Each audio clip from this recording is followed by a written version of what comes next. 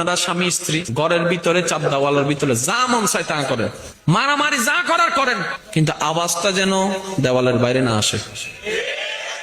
দরজা খোলার সাথে সাথে আপনি বলবেন আমি সর্বোচ্চ ভালোবাসি আমার বউকে, আপনার বউ বলবে আমি সর্বোচ্চ সম্মান করি আমার স্বামীকে।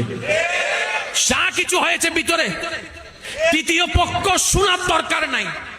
স্বামী স্ত্রীর ভিতরে কখনো তৃতীয় পক্ষকে সুযোগ দিবেন না, কারণ যত ঝামেলা সব তৃতীয় পক্ষের কারণে হয়।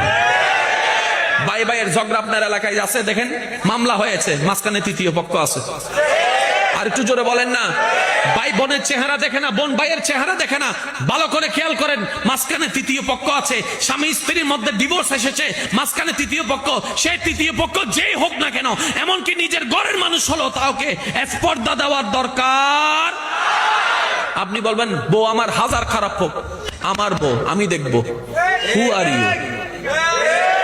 তুমি বলার কে? তুমি বলার কে? কারণ আমার বউয়ের দায়িত্ব আল্লাহ তোমাকে দেয় নাই, আমাকে দিয়েছে। এবার আপনার স্ত্রী আপনাকে স্বামী সম্পর্কে যা তা বলছে, আপনার স্বামী এমন করে অমন করে, আপনি শুধু এতটুকু বলবেন, হ্যাঁ আমি আমার জামাইরে বলছি যে 3-4টা প্রেম করতে, তো সমস্যা কি? দেখবেন তৃতীয় পক্ষের সুযোগ পাবে, তৃতীয় পক্ষের সুযোগ পাবে। কারণ এইভাবে যদি ডিভোর্স হার বাড়তে থাকে, একদিন দেখবেন পরিবারও